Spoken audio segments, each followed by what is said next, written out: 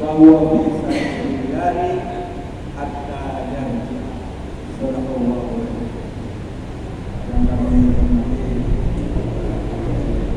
selaku pimpinan daerah Muhammadiyah, yang kami hormati cabang Muhammadiyah dan Tahun juga bapak sekolah, tempat SMP, SD,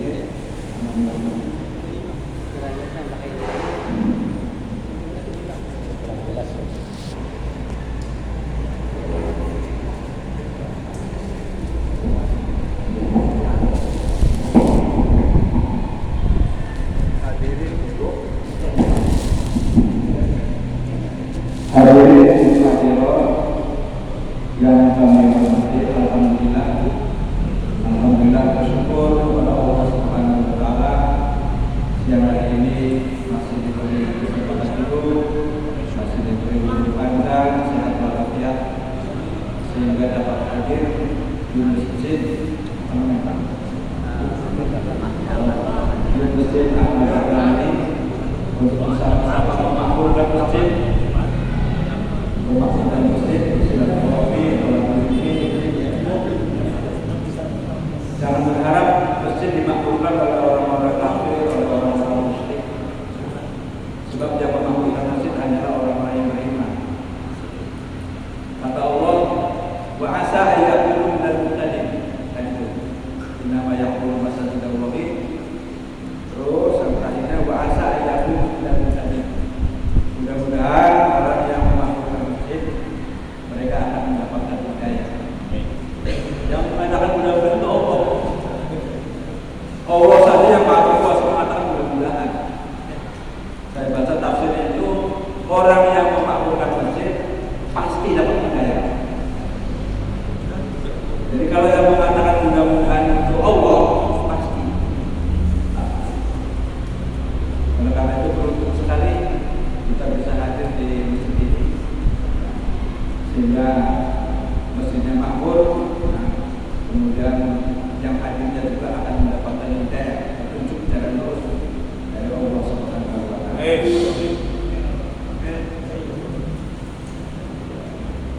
Allah telah memberikan kepada kita nikmat yang amat sangat banyak sekali. Oleh karena itu kita supaya banyak bersyukur kepada Allah Subhanahu wa taala.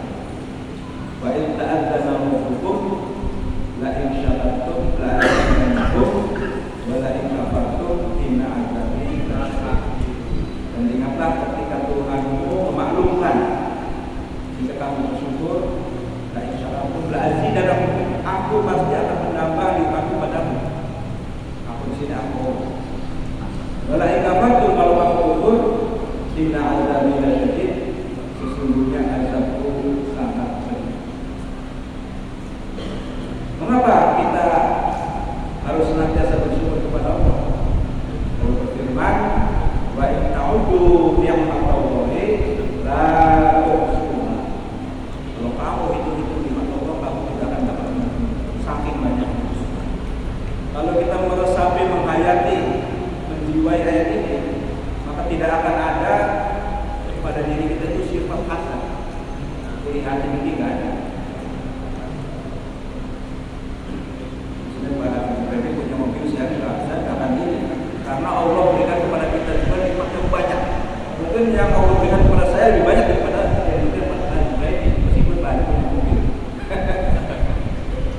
Jadi tidak ada sifat iri hati, dengki, nggak senang ke orang lain. Bagaimana kita buat si orang lain? Allah berikan kepada kita nikmat yang sangat banyak, yang tak terhitung. Wa in ta'uddu ni'matallahi la tuhsuha. Jangan seperti Qarun. Qarun itu seorang konglomerat pada zaman Nabi Musa. Inna Qaruna min qaumi Musa. Dari kalangan Bani Israil, masih saudara sepupu Nabi Musa di Bani Israil. Hanya karena dia konglomerat, otomatis ikut penguasa itu Fir'aun. Sehingga ikut mendukung Fir'aun, menzalimi, menindas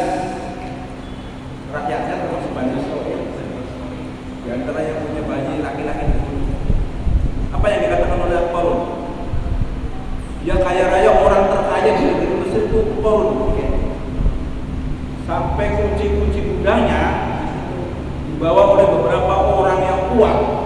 Itu sampai miring-miring. 7 orang, 10 orang bawa kuncinya aja. Berapa banyak hartanya? Harta karun. Kalau sekarang mungkin tabungannya di BRI sekian miliar, di BCA sekian miliar, di Bank Syariah Mandiri sekian miliar, total sekian triliun. Sekarang begitu. Kalau zaman dulu kan kunci di undang-undang. Apa yang dikatakan oleh Allah? Innama utitu ala ilmin indi. Aku kaya ini karena ilmu yang aku miliki. Itu kalau jangan ditiru. Aku kaya ini karena ilmu yang aku miliki. Kamu bodoh, kamu miskin karena kamu bodoh. Nah, kira-kira begitu. Jadi itulah kata-kata Allah digambarkan dalam surat Al-Qasas begitu.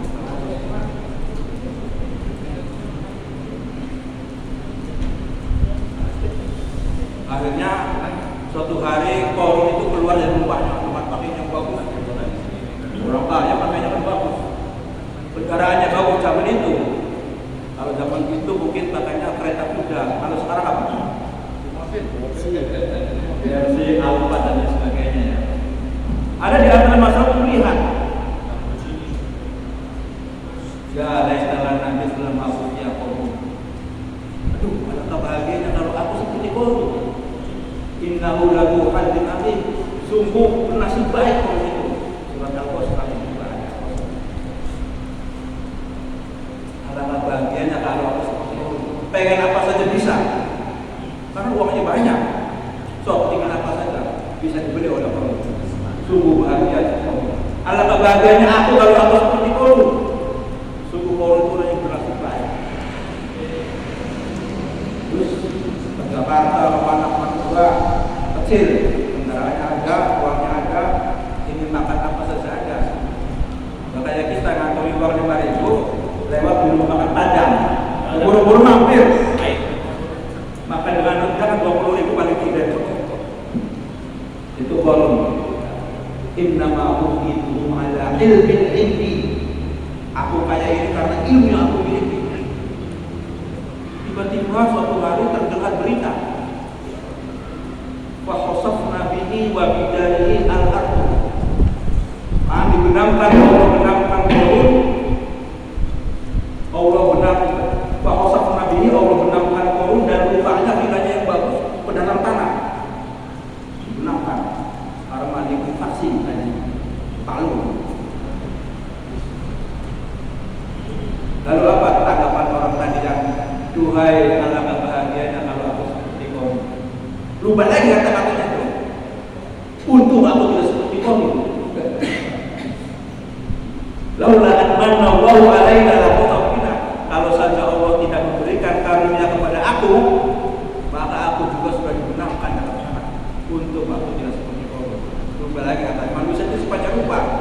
Kalau tadi mah alangkah bahagianya kalau aku seperti Korun. Begitu terdengar berita Korun dibenamkan, untung aku tidak seperti Korun.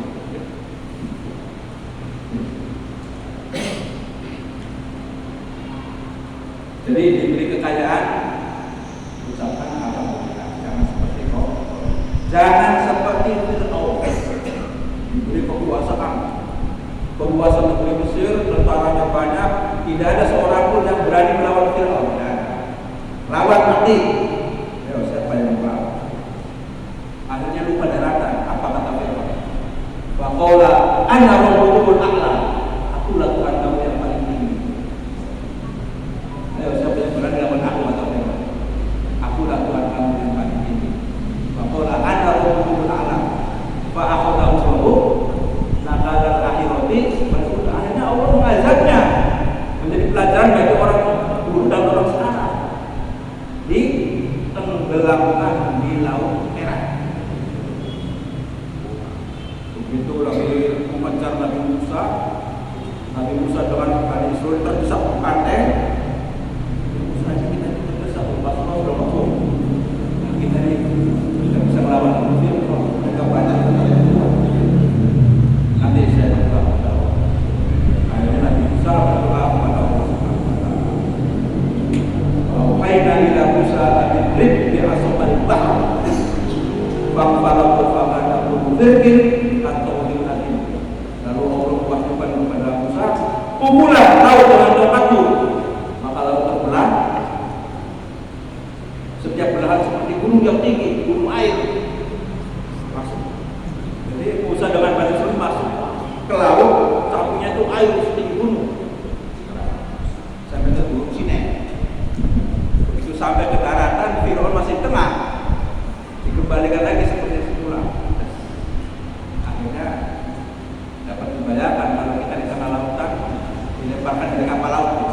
Karena nggak bapak naik kapal laut, nyebranglah ke Lampung, maka Huni yang kelihatan. Kalau tenggelam di situ dilepaskan, ya sudah, kita tenggelam nggak bisa berenang. Itu Fir'aun begitu dengan tentaranya di tengah Laut Merah. Begitu dilemparkan di tenggelamkan tengah laut masih bisa berenang. Hatta idza adrakahu al-gharq qala amantu annahu la ilaha illa alladhi amanat bihi banu Israil wa ana minal muslimin. Begitu mau tenggelam, amantu, aku beriman. Terus tahu nih beberapa menit lagi saya mati, baru tobat. Amantu, aku beriman. Annahu la ilaha illa alladhi amanat bihi banu Israil. Bahwasanya tidak Tuhan kecuali Tuhan yang diimani oleh Bani Israil. Wa ana minal muslimin, saya sekarang masuk Islam. Kira-kira diterima atau tobat? Jadi tobatnya nunggu kalau sudah tua. Nanti saya aktif di masjid, sholat 5 waktu, aktif di pengajian, nanti kalau umurnya sudah 60 tahun. Begitu datang 60 tahun penyakitnya banyak, asam urat, duduk ini nggak bisa main selonjor. Aduh maaf saya nggak bisa ke masjid. Saya asam urat, diabetes, kolesterol. Jadi mohon maaf lah. Jadi kapan nikmatinya? Waktu muda nggak mau, waktu tua banyak penyakit. Mau bahasa sekarang aktif di masjid pasti dapat hidayah. Asa ayatul minal muhtadin. Surat At-Taubah. Innama ya'budu masajidallahi man amana billahi wal yawmil akhir wa aqama as-salata wa ata az-zakata wa lam yakhsha illa Allah wa asa ayyakunu minal muttaqin. Mudah-mudahan orang yang memakmurkan masjid mereka dapat hidayah. Oh, itu harus aktif. Gak mengatakan kalau kamu masjid kamu dapat hidayah. Enggak.